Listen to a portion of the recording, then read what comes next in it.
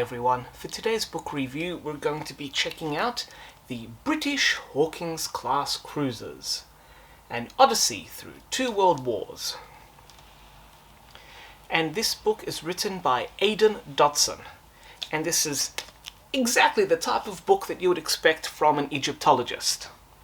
Yes, our author today by trade is an Egyptologist, however his passion lies in naval warfare as well, and he has produced several books about warships and naval warfare, particularly at the turn of the 20th century. And this book is just but the latest of an impressive repertoire of work.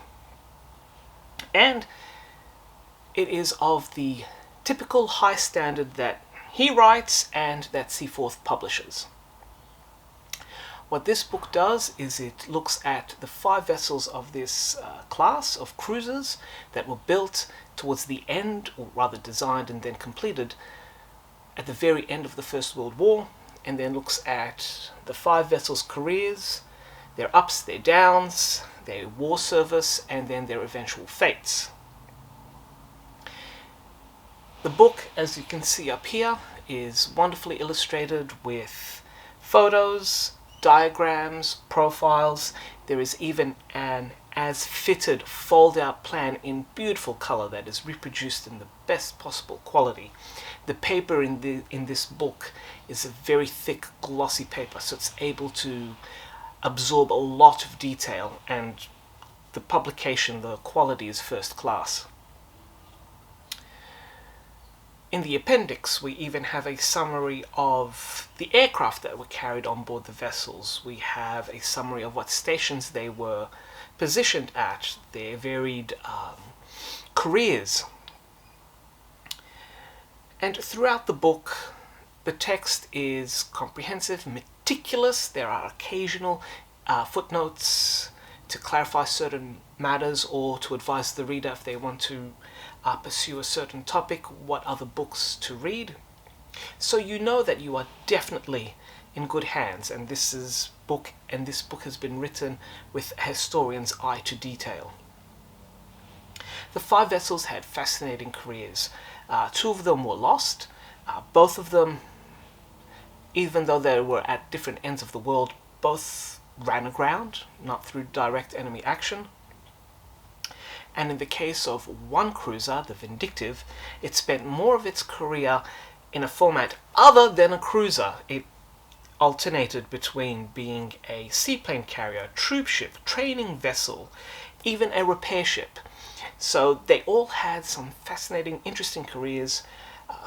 The Vindictive was rebuilt multiple times. The Effingham also was impressively rebuilt and had a distinctive layout with one funnel completely removed.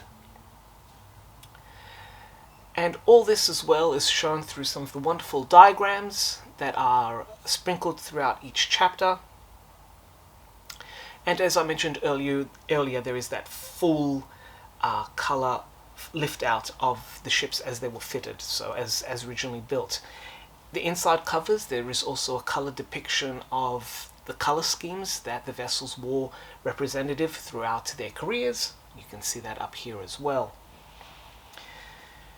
This is the type of book that you would expect from a dedicated historian and from an established publisher such as Seaforth. It is incredibly well detailed. The stories and the careers of these vessels come alive through these pages, as does their alternating and quite radical physical transformations. If you are interested in naval warfare, if you are interested in cruisers, if you are interested in British cruisers of the first half of the 20th century, then this book is a must-have. It is detailed, profusely illustrated, written with the comprehensive and detailed eye of a historian, and it's just a pleasure to read and to look at. So for me, this book is a 5 captain's hats. For 5 fascinating vessels, do check out the British Hawkins class cruisers.